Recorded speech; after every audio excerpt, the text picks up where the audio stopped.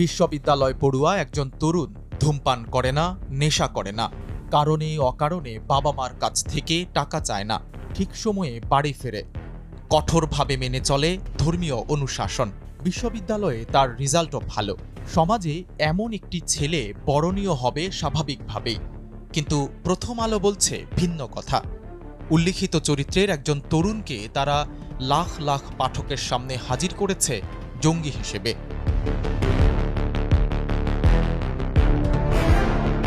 বাংলাদেশে আওয়ামী শাসনের গত ১৫ বছরে জঙ্গি নাটক সাজিয়ে অনেক নিরপরাধ মানুষকে ফাঁসিয়ে দেওয়া হয়েছে নির্মমভাবে। আইনশৃঙ্খলা রক্ষাকারী বাহিনীর সরাসরি তত্ত্বাবধানে এসব নাটক মঞ্চস্থ হতো।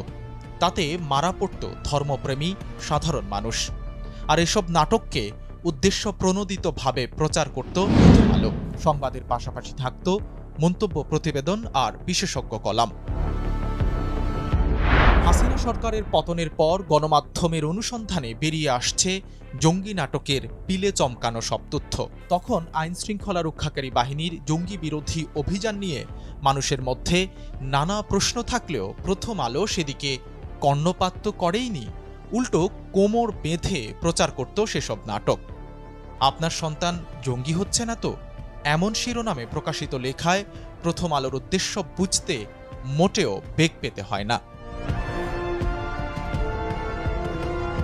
দেশে রাজনৈতিক পট পরিবর্তনের পর জঙ্গি ইস্যুতে প্রথম আলোর দিকে আঙুল তুলছেন অনেকেই।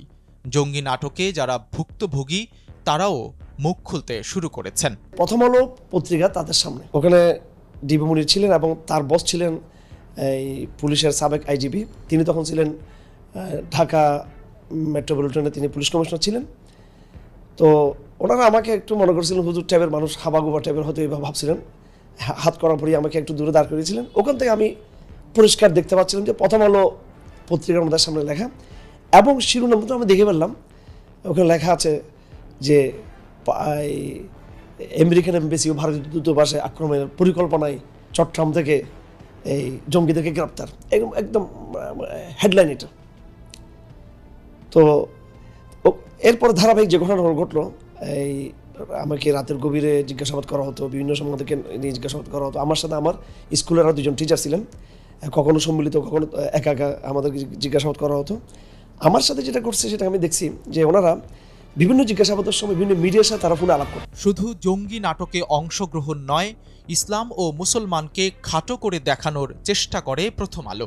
বেশ অনেক বছর আগে পত্রিকাটির রম্য ম্যাগাজিন আলপিনে হজরত মুহাম্মদ সাল্লাল্লাহু আলাইহি ওয়াসাল্লামকে কটাক্ষ করার দুঃসাহস দেখানো হয়েছিল।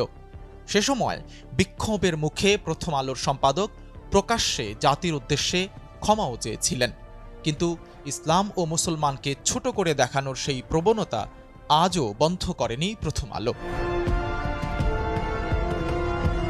প্রথম আলোর অপকৌশল উন্মোচনে একটি উদাহরণ সামনে আনা যেতে পারে। বন্যার্তদের সাহায্য করার জন্য কিছুদিন আগে ঢাকা বিশ্ববিদ্যালয়ের টিএসসিতে শিক্ষার্থীদের উদ্যোগে যে ত্রাণ উত্তোলন কার্যক্রম পরিচালিত হয়েছে, সে ব্যাপারে প্রায় 10টি রিপোর্ট প্রকাশ করেছে প্রথম আলো। উল্টো দিকে আলেম ওলামা, বিশেষ করে আস-সুন্নাহ ফাউন্ডেশনের উদ্যোগে অন্তত 20 গুণ টাকা উত্তোলন হলেও তা নিয়ে একটি রিপোর্টও প্রকাশ করেনি প্রথম আলো।